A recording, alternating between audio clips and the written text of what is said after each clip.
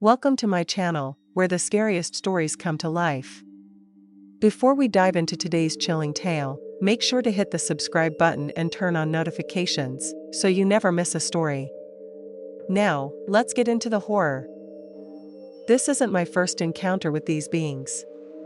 I've had several encounters with them so far, and each one has left me confused and freaked out. I apologize for my bad English, it isn't my first language. After my first experience, my parents decided it was a good idea to send me on a small vacation with my grandparents in Turkey.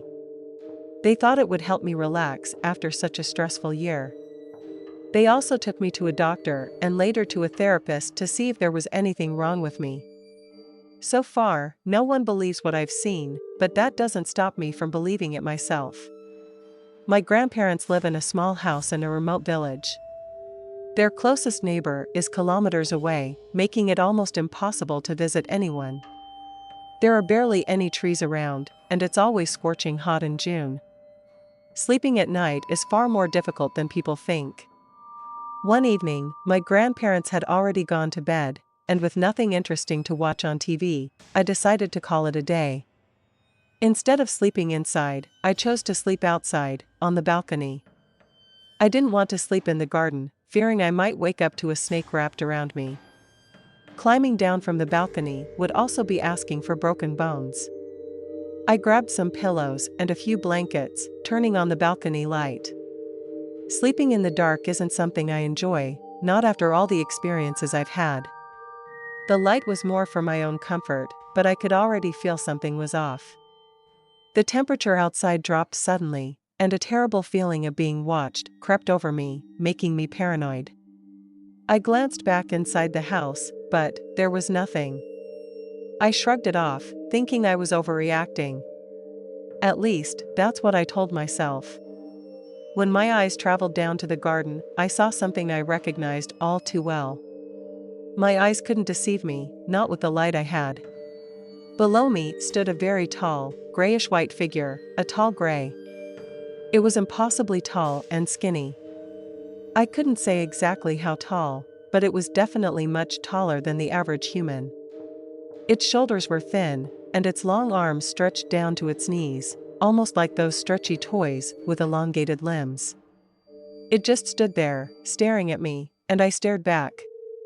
I'm not sure how long this lasted, but when I blinked, the creature was suddenly closer than before. That's when I realized it knew I was there.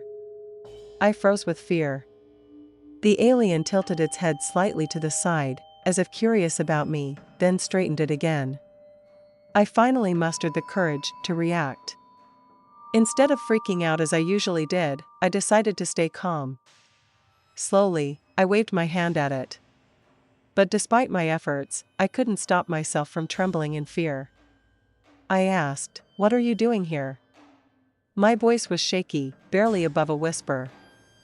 That's when I felt my whole body stiffen. My mind screamed at me to call for help, for someone to make this creature leave. I asked again, "Why are you here?" The alien tilted its head once more, as if studying me.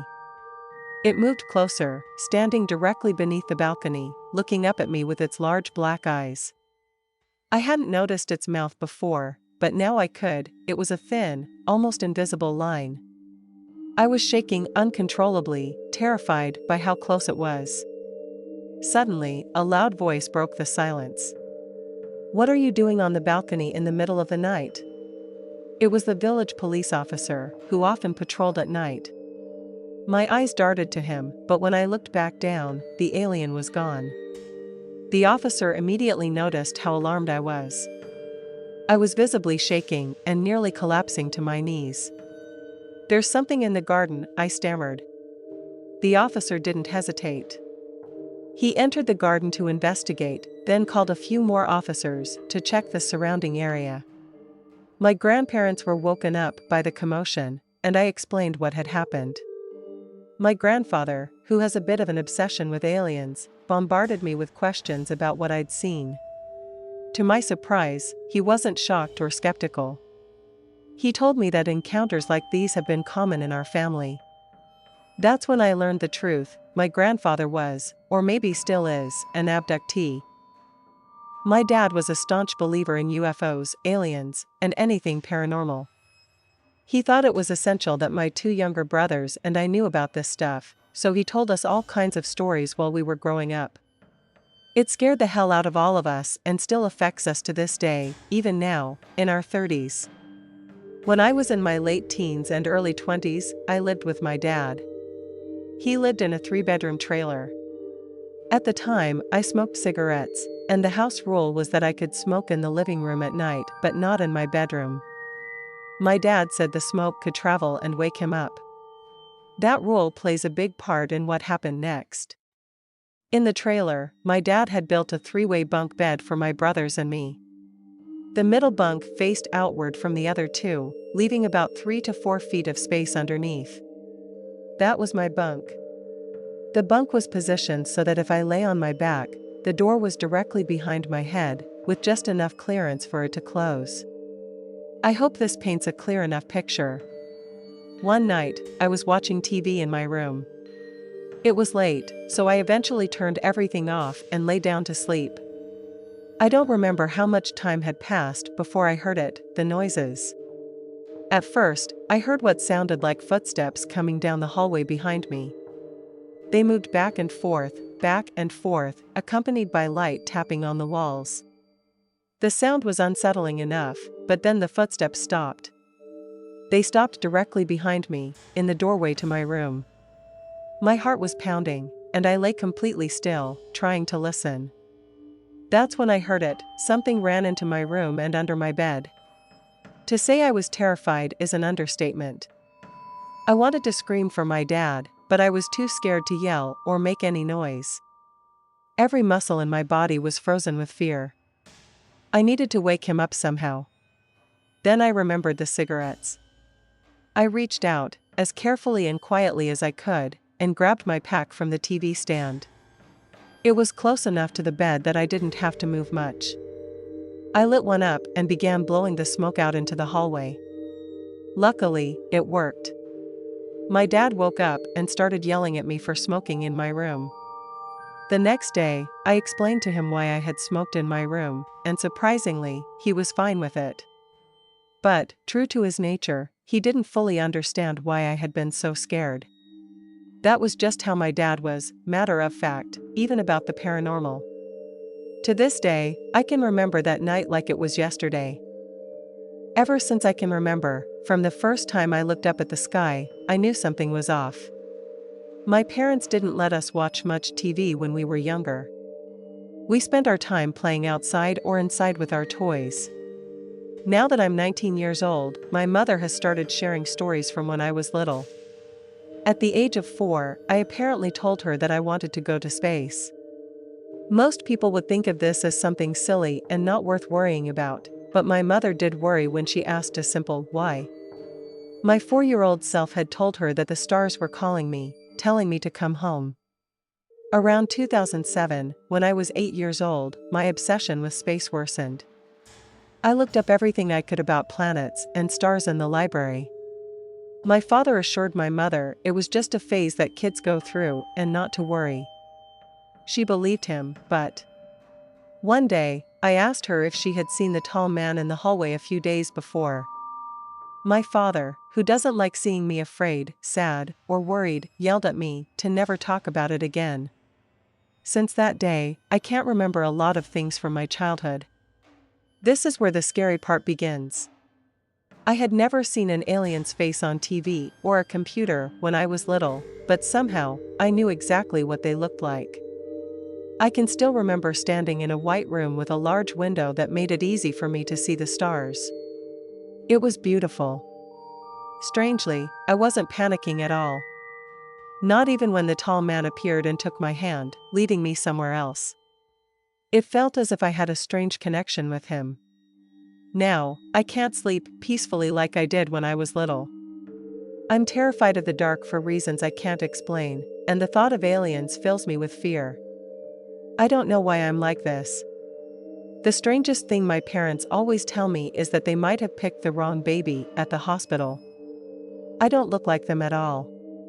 I'm very pale, and my eyes are large and almond-shaped, features no one else in my family has. Of course, they joke about it, but I can't help but wonder what kind of connection I have to that tall alien. I wish I could explain more, but I don't have much time. I'm sorry if my English isn't perfect, it isn't my first language. Yesterday, I wasn't able to sleep peacefully as I'd hoped, sir. I tried everything to distract myself and ended up watching some comedy on Netflix. Around 9 p.m., I grew tired and decided it was time to sleep. School starts again on Monday, and I thought it was a great idea to go to bed early since I'd have to wake up early. Ever since I was little, I've always had my back facing the wall, staying as close to it as possible. My door is always closed because I hate leaving it open, it always feels like someone is watching me. After a while, I woke up. My room was so cold that I started shivering. What struck me as strange was that I could see my own breath. February can get very cold in my country, but never has my house been this cold. I tried to sit up and grab a blanket, but when my eyes moved to the door, I saw it was open. My parents never check on me because they know I don't like it. I was immediately scared, but tried to stay calm. The first thing that came to my mind was that one of my little brothers had probably sneaked in to grab some money from me. That thought calmed me down a little, even though it made me want to roll my eyes. I finally sat up and walked over to the door to close it. Suddenly, a wave of fear washed over me, the sensation of being watched. I ran to the door, slammed it shut, and turned on the small lamp on my desk. My eyesight isn't the best, and I thought I had scared myself because I couldn't see properly. With the lamp on, I could now recognize the figures and objects around my room. But then, I felt it. A large hand pressed against my back, freezing and icy to the touch. At first, I thought someone had broken into the house. But if it were a burglar, wouldn't they try to knock me out or hide until I went back to bed? Turning around, I expected, and hoped, to see nothing. Instead, I saw it. Right in front of me stood a tall, gray humanoid figure with a transparent-like coat. I didn't dare look up at its face at first. Its body was unnaturally thin. What made me panic even more was the shape of its hand, for long, bony fingers. It reached for me again, and that's when I finally looked up at it. Its neck was long and thin, and its chest showed some strange, protruding bones, or at least they looked like bones. It could have been some kind of tight skin wrapping over something unrecognizable. Its mouth was a thin, barely visible line, as if someone had just drawn it onto its face. The sight sent shivers down my spine. Its chin was pointy and sharp, and its eyes, black, insect-like, and emotionless, froze me in place. I couldn't move. I couldn't run. I pressed my back against the door, trapped by the sheer terror of its presence. I knew exactly what it was. Aliens like this one had appeared in TV shows, music videos, and video games. This was a well-known type of alien. My body screamed at me to run, but I couldn't. So I did the next best thing I could think of, I kicked my books off the desk. The alien seemed confused, maybe even startled. It tilted its head, as if wondering why I had done that. But I knew exactly why. I was trying to alert someone before things got worse. I heard the familiar sound of my father's footsteps approaching. I stared into the alien's black eyes, unmoving. Suddenly, it began to glow faintly and then disappeared, floating away before my father could open the door. When he asked me what had happened, I didn't tell him the truth. I said I had bumped into the desk. He asked why I was sleeping so early. That's when I realized, it was only 9:27 p.m. Whatever that thing wanted from me, I know it wasn't good. Tonight, I refuse to sleep alone in my room. I don't feel safe at all. Thanks for sticking around till the end. If you enjoyed the story, don't forget to give the video a like and leave a comment with your thoughts. And if you haven't already, hit that subscribe button and turn on notifications so you never miss a terrifying tale. See you in the next one.